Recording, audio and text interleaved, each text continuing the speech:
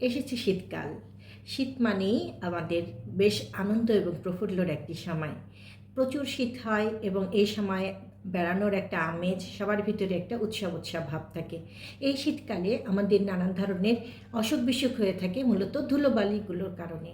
এই ধুলোবালি এড়াতে আপনি প্রধানত ব্যবহার করতে পারেন মাস্ক। এই মাস্ক, যেই মাস্কগুলোতে আপনার ধুলোবালি জীবাণুগুলো আটকাবে এবং আপনি ভালো থাকতে পারেন। এরপরে নিতে পারেন সানগ্লাস। সানগ্লাস ব্যবহার করলে আপনার চোখে লাল হওয়া এবং আপনার চোখের অ্যালার্জির হাত থেকে মুক্তি পেতে পারেন। এরপর বাড়িতে ফিরে আপনি অবশ্যই হাত মুখ ধুবেন পরিষ্কার পানি দিয়ে, যাতে আপনার জীবাণু দূর হয়ে যায়।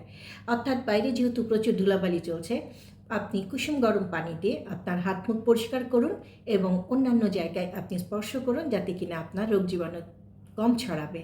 যারা হাঁপানি রোগী তারা আপনি ইনহেলার ব্যবহার করতে পারেন, কারণ এই সময় ধুলোবালুর কারণে আমাদের হাঁপানির রোগীদের খুবই সমস্যা হয়। হাঁপানির সমস্যায় প্রচুর পরিমাণে বেড়ে যেতে পারে। বাইরে সকালবেলায় বের হওয়ার সময় কিছুটা সাবধানতা অবলম্বন করুন, কারণ বাইরে কুয়াশা থাকে। সেক্ষেত্রে আপনার দরকার বা প্রয়োজন ছাড়াই আপনি বের হবেন না। যদি আপনি হাঁটতে বের হন, তবে একটু কুয়াশা কমলে, অল্প রোদ উঠলে আপনি হাঁটতে বের হন, যা কিনা আপনার জন্য ভালো হবে। আপনার এই ঠান্ডা লাগার প্রবণতা কমে যাবে। আবার অনেকে আমরা বাইরে বের হওয়ার সময় শীতকালে গরম কাপড় পরি না। আপনি খেয়াল করবেন, আপনি যখন বের হচ্ছেন ঠান্ডায়, আমাদের কিছুটা হলেও অল্প গরম কাপড় পরুন। প্রচুর গরম না পরে অল্প পরুন। প্রচুর বেশি গরম কাপড় পরলে আপনার ঘেমে আপনার ঠান্ডার সমস্যা শুরু হতে পারে।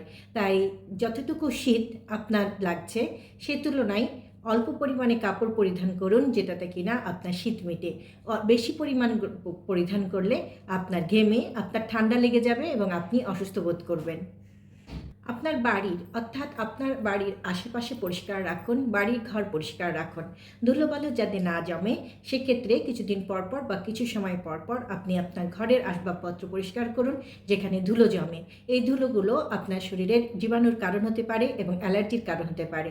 আপনি সকালে ঘুম থেকে উঠেই দরজা জানলা খুলে দেবেন না।